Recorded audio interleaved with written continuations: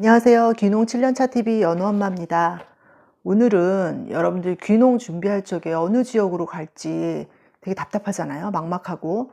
그래서 제가 생각하는 지역 선정 4가지 기준을 말씀드리려고 합니다. 이건 역시 저의 사견이고 제 생각일 뿐이죠. 그냥 참고만 하시면 될 것 같고요. 첫 번째로 작물 따라 지역을 선정할 수 있을 것 같아요. 만약에 귀농 준비하시면서 내가 특별히 농사를 짓고자 하는 작물이 결정이 되셨다고 하면은 그 작물의 주산지로 가는 게 맞습니다. 만약에 예를 들어서 남들 다 고추 농사 짓는데 나 혼자 거기에서 감자 농사를 짓는다든지 이렇게 되면은 처음 들어가서 아무래도 농사를 잘 모르잖아요. 주변에 농사를 보고 배울 수 있는 기회도 적고 여러 가지 좀 애로사항이 생길 것 같아요. 근데 제가 그 지역 특산물을 하세요라고 말씀드렸는데 거꾸로 생각을 해보면은 내가 그 어떤 작물을 하고 싶다 그러면 그 작물 주산지로 가야 되는 거죠.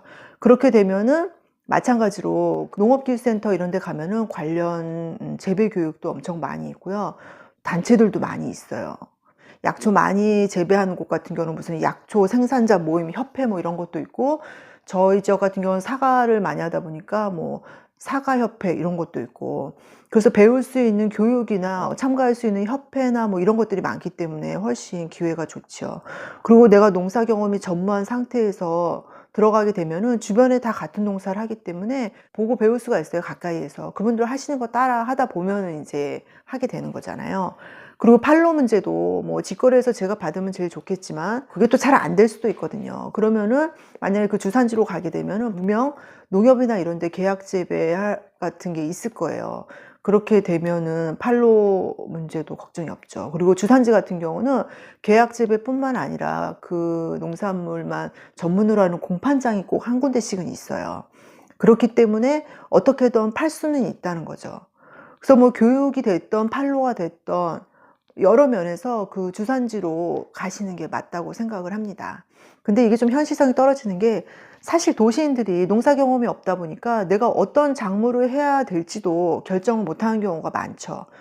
그렇기 때문에 작물이 결정됐을 적에는 그 지역으로 가면 되지만 뭐 작물이 결정되지 않는 경우가 아마 대부분일 거예요.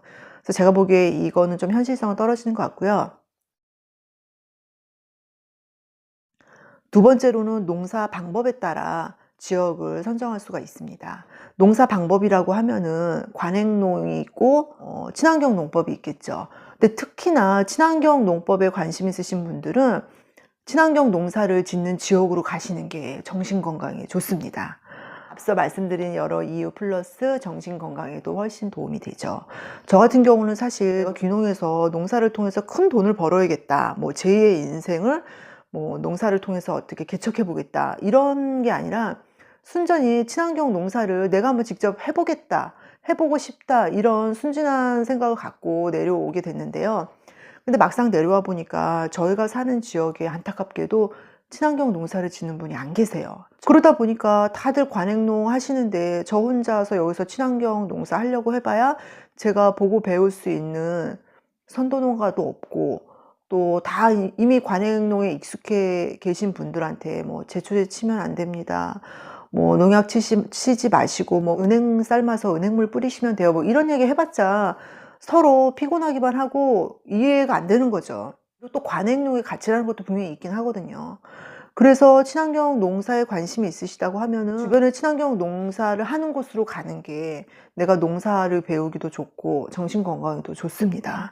친환경 농사는 관행농보다 더 어렵죠. 그리고 결과가 한두 해 해서 바로 나오는 게 아니고 정말 몇 년이 걸릴지 모르는 거예요. 저는 그래서 친환경 농사는 진짜 도 닦는 일이라고 생각을 하거든요. 뭐 흔히 오무농법이다, 뭐 삼무농법이다 그런 거 있는데요. 그런 자연농법에 한참 빠져 있었었는데 여하튼 그런 거에 관심이 있으시면은 그런 거를 하는 지역으로 가는 게 맞죠. 그럼 과연 어디서 친환경 농사를 짓나 어떻게 찾아봐야 될까요? 저도 잘 몰라요. 알았으면 그쪽으로 갔겠죠. 근데 지금 생각해 보면은 친환경 농산물이라는 게 마트보다는 주로 생협에 많이 납품이 되잖아요. 그러니까 흔히 많이 아는 한살림이나 뭐 아이컵 생협 같은 데 가보시면은 거기 출하된 뭐 채소류들이 있을 거 아니에요. 아니면 농작물들. 항상 요즘은 다 보면은 라벨링이 되어 있잖아요. 그 농작물이 어느 지역에 누가 생산을 했는지 생산자랑 주소 이런 게 있단 말이에요.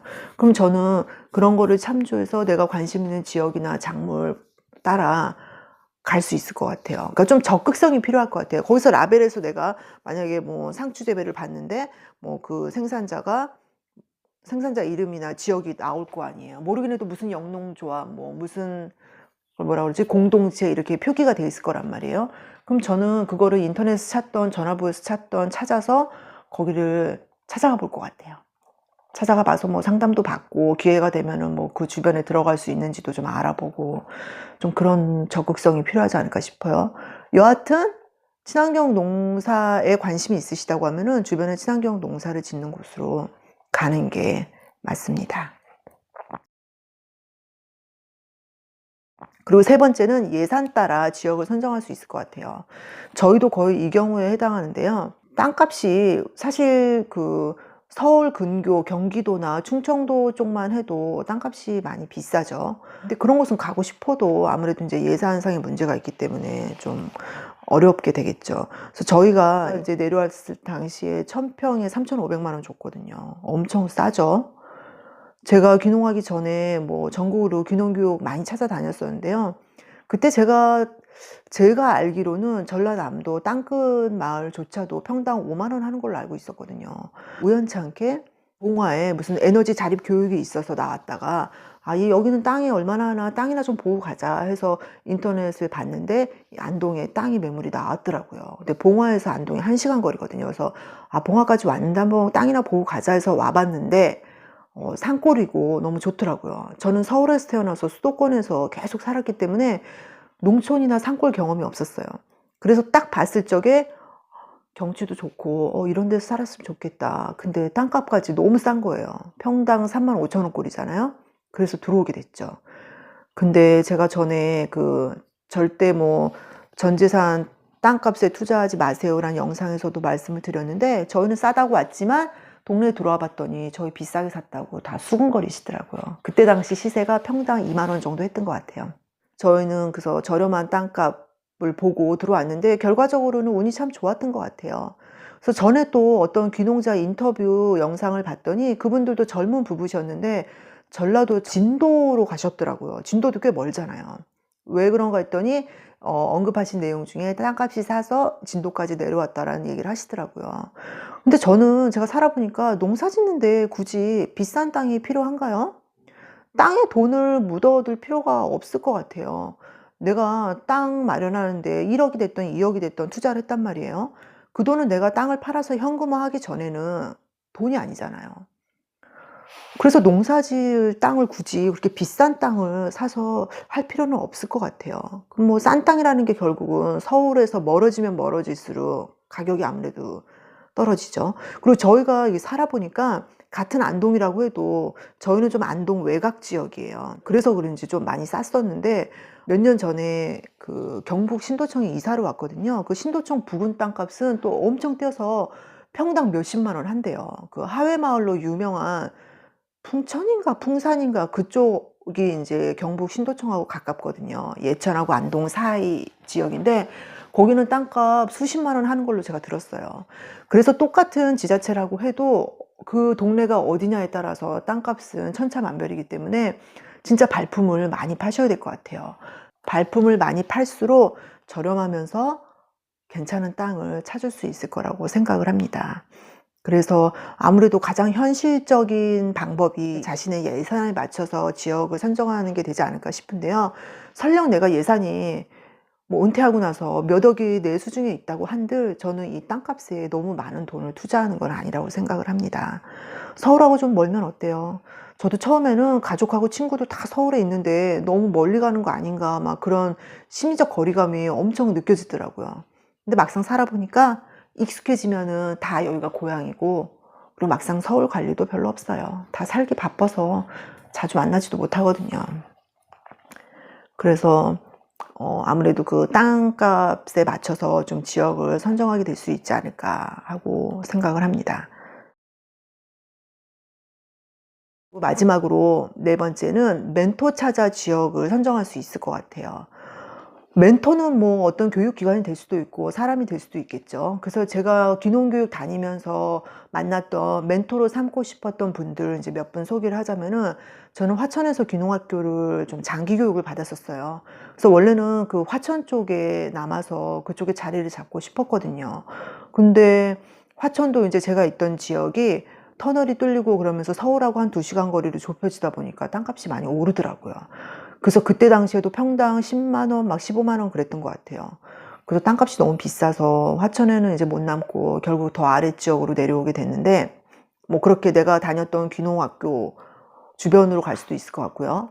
로켓스톱으로 유명한 김상원 씨라고 있죠. 그 흑부대 생활 네트워크인가 그런 큰 적정기술 카페도 운영하시는 걸로 알고 있는데, 그분은 제가 알기로 전남 장흥으로 귀농하셨다고 알거든요. 근데 워낙 그분이 전국적으로 강의를 많이 다니시다 보니까 뭐 요즘 이사를 하셨는지까지는 잘 모르겠는데, 그분이 이제 로켓스토브를 비롯해서 시골에서 쓸 수 있는 다양한 적정 기술들을 해외 사례 같은 거 많이 발굴하셔가지고 국내에서 뭐 강의도 하시고 책도 내시고 많이 소개하시는데, 저는 그분의 그런 삶의 방식이나 그분이 소개하시는 모든 것들이 참 좋더라고요. 그래서 뭐 그런 분이 있다면은 그런 분이 계신 곳 주변으로 갈 수도 있겠죠. 제가 뭐 그분을 직접적으로 안면을 대하거나 아는 게 아니기 때문에 그 지역으로 가서 그분하고 어떤 만남이 가능할지는 모르겠지만, 일단 그런 것도 하나의 기준은 될 수 있을 것 같아요. 그리고 또 우프라고 혹시 아세요? Willing Workers on Organic Farm 해가지고 유기농 농가에서 한 반나절 정도 일손 거들어주면은 숙식을 제공받는 그런 프로그램이 있어요. 이게 전 세계적으로 있는데 많지는 않지만 우리나라에도 유기농 호스트 농가가 있더라고요. 그래서 제가 한 번은 전남인가 그 전라도 영암에 있는 어떤 유기농 농가에 가서 한 일주일 정도 거기 묵으면서 농사를 조금 도와드린 적이 있었는데, 그 농가 할머니가 그때 당시에 한 60대 후반 70대 정도 되신 할머니셨어요. 근데 그분이 나중에 알고 봤더니 방에 막 신문 기사가 이렇게 붙여 있어가지고 읽어봤더니 그 할머니께서 농업인 신지식인에 선정되셨던 분이시더라고요. 유기농으로 은행하고 감나무 재배하고 계셨거든요.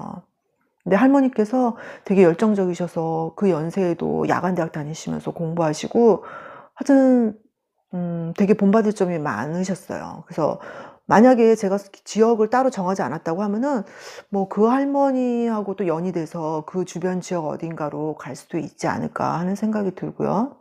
또 뭐 귀농교육 다니다가 제가 기억에 남는 분이 홍성의 문당리 마을이라는 곳이 있어요. 친환경 벼농사로 유명한 지역인데 거기에 주형로라는 분이 계세요. 그분의 직책이 이장님이신지 뭔지 제가 지금 정확히 기억이 안 나는데, 그 주형로라는 분이 우리나라에 그 친환경 벼 재배에 오리농법이 있는데 오리농법을 처음 들여오신 분이라고 하더라고요. 그래서 이제 귀농 성공 사례 뭐 이런 교육을 해서 거기를 이제 견학을 간 적이 있었는데, 그분 발표하시는 거를 들어보니까 친환경 농사에 대한 관심도 많으시고, 단순히 농사뿐만 아니라 그 시골 마을의 어떤 지속 가능한 시골 마을 뭐 이런 차원에서 마을 발전 100년 계획인가 이런 거를 막 책자로까지 만드셔가지고 그 마을에 이제 계속 마을이 계속 마을이 계속 발전할 수 있도록 이제 활동을 하시는 거죠. 하여튼 그분 리더십도 강하시고 친환경 농사에 대한 어떤 그런 본받을 점도 많고, 그래서 저는 그쪽 지역도 참 마음에 들었었거든요. 그리고 이제 그분이 그런 마을 발전 사업이라고 해야 되나 그런 거를 쭉 하시다 보니까 아마 젊은 층이 좀 많이 그 지역에 살았던 것 같아요. 그래서 그때 제가 견학 갔을 당시에도 약간 생협 비슷하게 마을 자체적으로 빵 만들어서 빵 파는 곳도 있었고, 그리고 전원주택 단지 비슷하게 그런 것도 만들어서 거주할 수 있게끔 이렇게 환경이 되어 있었고, 하여튼 되게 좋았어요. 그리고 거기는 문당 환경농업학교라고 해서 아무래도 친환경 농사로 유명한 곳이다 보니까 뭐 그런 교육 사업도 하시더라고요. 관심 있으시면은 문당 환경농업학교로 찾아보세요. 거기 아마 교육 프로그램이나 견학할 수 있는 기회가 분명히 있을 거예요. 그래서 그런 거 뭐 주영로 그분을 멘토 삼아 뭐 그쪽 지역으로 갈 수도 있을 것 같고, 근데 제 생각에 왠지 그런 좀 유명하신 분들은 이미 많은 분들이 그쪽으로 몰리겠죠. 그러다 보면 땅값이 또 많이 올라갈 것 같아요. 근데 여하튼 그렇게 본인이 이제 본받고 배우고자 하는 멘토를 찾아 그 주변 지역으로 갈 수도 있을 것 같아요. 그래서 농업 분야도 보면은 작물별로 뭐 농업인 신지식인 뭐 농업 명장 그런 거 되게 많이 있더라고요. 그래서 농업신문이나 뭐 농업 관련 매체들 이렇게 접하다 보면은 뭐 인터뷰 기사라든지 그 소개하는 기사 많이 나오잖아요. 그런 거 참조해서 뭐 그런 쪽으로 갈 수도 있지 않을까 하는 생각이 들어요.